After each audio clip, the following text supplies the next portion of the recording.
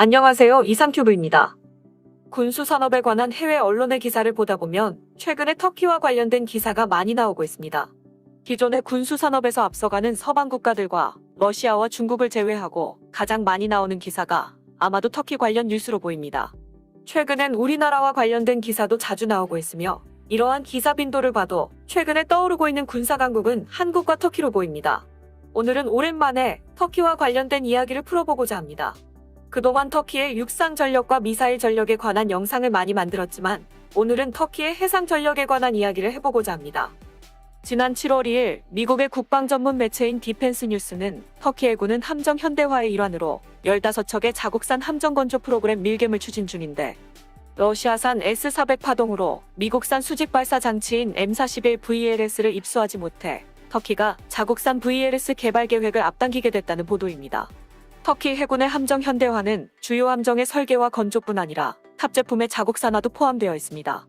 하지만 당장의 터키가 개발하는 함정에 외국산 장비를 자국산 장비로 대체하는 것은 어렵기 때문에 터키가 최초 건조한 2,300톤의 아다급 코르베탐의 터키산 장비는 전투관리 시스템과 소나 등 일부에 그쳤지만 현재 건조 중인 3,000톤의 프리기타민 이스탄불급은 각종 센서와 전자기기 등의 터키산 장비와 CIWS와 대한미사일, 경어뢰 등 터키산 무기도 갖추고 있습니다.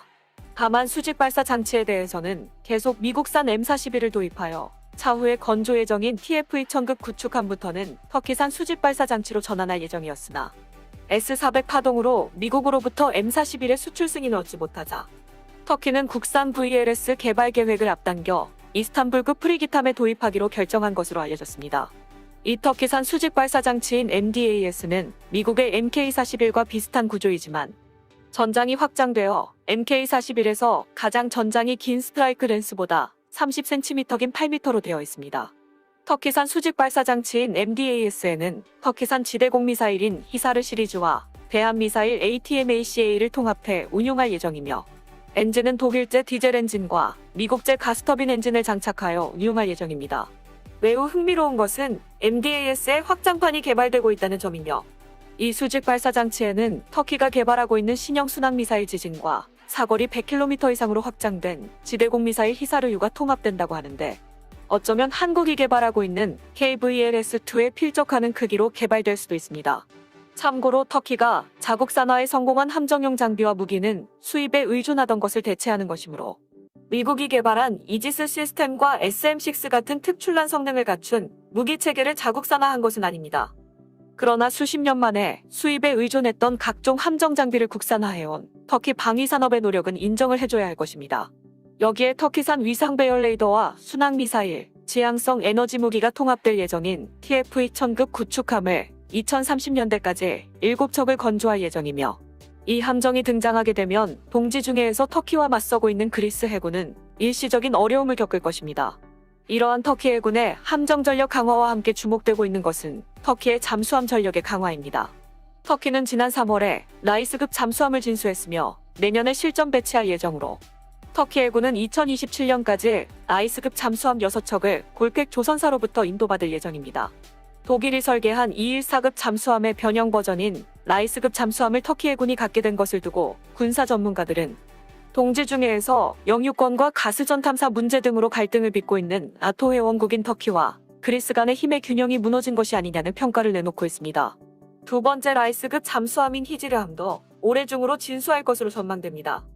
라이스급 잠수함이 지중해의 게임 체인저로 불리는 이유는 공기 분류 추진 체계를 탑재했기 때문입니다.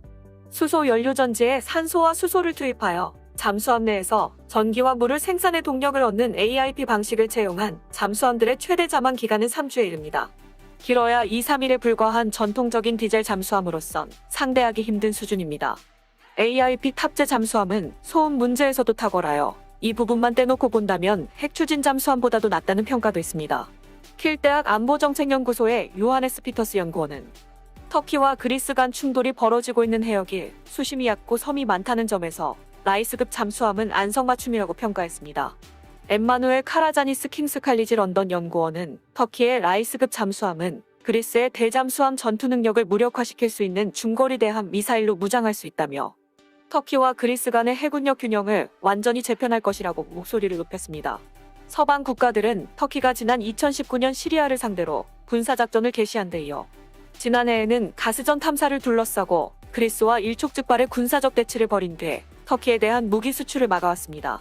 하지만 독일만큼은 예외입니다.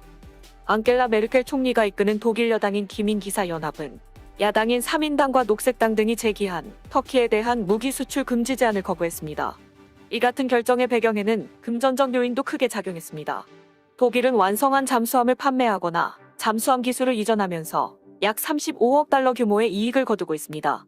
이는 지난 10년간 독일이 거둔 무기 총 수출액 140억 달러의 4분의 1에 해당합니다.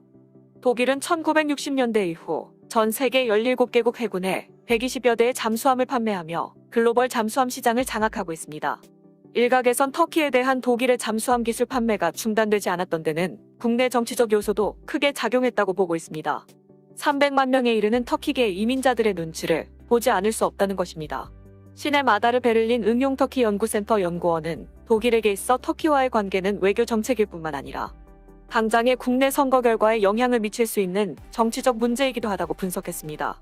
터키의 해군력 증강은 그리스에겐 재앙과 같지만 나토 전체를 봤을 때는 불가피한 조치란 분석도 나오고 있습니다. 서유럽에 대한 군사적 위협을 강화하고 있는 블라디미르 푸틴 러시아 대통령의 움직임을 최전방에서 견제하고 있는 국가가 바로 나토 동맹국 중 하나인 터키이기 때문입니다. 우크라이나로부터 크림반도를 강제 병합한 후 흑해에서 나토군에 대한 군사적 압박 횟수와 강도를 높여가고 있는 러시아에 맞서기 위해선 흑해 지역의 맹주국 중 하나인 터키에 해군력을 키워 맞설 수밖에 없다는 것입니다. 나토 역시 회원국인 터키와 그리스 간의 긴장을 완화하기 위해 적극 중재에 나서고 있습니다. 올 들어 나토는 6차례 회담을 소집하여 터키와 그리스 간의 군사 한라인 개설을 주선했습니다. 이 덕분에 동지 중에 가스전 탐사를 둘러싼 터키와 그리스의 협상은 올해 초 재개됐고 타이프 에르도안 터키 대통령과 키리아코스 미토타키스 그리스 총리는 지난달 14일 나토 정상회의와 별도로 단독 정상회담을 갖기도 했습니다. 터키는 이처럼 독일에서 기술 이전 받은 잠수함으로 최근에는 해외 시장에 적극적으로 진출하고 있습니다. 특히 우리나라의 주요한 잠수함 판매처인 동남아 국가에 적극적으로 어필하고 있습니다. 터키는 프라보어 국방장관이 2019년 10월에 국방부 장관에 취임한 이후 그를 2019년 11월과 2020년 2월 두 차례 터키로 초청해 ARP 기관을 탑재한 214급 잠수함을 견학시켜 홍보했으며 프라보어 장관은 터키에서 인도네시아로 돌아온 후 한국의 잠수함을 흠잡기 시작했습니다. 덧붙여서 프라보어 국방장관은 작년 10월 유럽을 방문했을 때 터키도 방문했다고 알려져 있습니다. 그리고 한국이 건조하여 인도네시아에 수출한 209급 잠수함에도 터키산 무기가 장착되어 있습니다. 영국 방산 전문 매체 제인스 디펜스는 최근 터키 방산업체 아셀산이 생산한 어뢰제모와 기만기가 지난해 11월 22일에 인도네시아에 도착했다고 전하며 어뢰와 기만기 체계는 인도네시아가 보유한 잠수함 3척에 모두 설치된다고 보도했습니다. 앞서 인도네시아 해군은 2019년 3월에 나가파사함 제모와 기만기로 터키제 조카를 선정했습니다. 제모는 적 음향 유도 어뢰에 강력한 소음을 발사해 무력화하는 장비이고 기만기는 적이 노리는 잠수함과 비슷한 소음 등을 담은 음향체를 발사해 잠수함이 아닌 디코이로 어뢰를 유도하는 장치입니다. 아셀산의 발사기 체계는 잠수함 위치를 노출하는 거품을 발생하지 않고 한 번에 최대 24발의 디코이나 제모를 발사할 수 있다고 전했습니다. 이처럼 터키는 독일에서 전수받은 기술로 해외 시장에 적극적으로 진출하고 있으며 현재 독일의 금수 조치로 수출은 못하고 있지만 우리나라가 터키의 전차와 자주포 기술을 전수해줘 터키의 알타이 전차나 프르티나 자주포가 해외에 진출하고 있는 것처럼 터키제 잠수함도 동남아 시장에서 한국의 잠수함과 경쟁할 수도 있기 때문에 터키 잠수함의 동향을 주목할 필요가 있습니다. 이상 마치겠습니다. 시청해주셔서 고맙습니다. 이상큐브였습니다.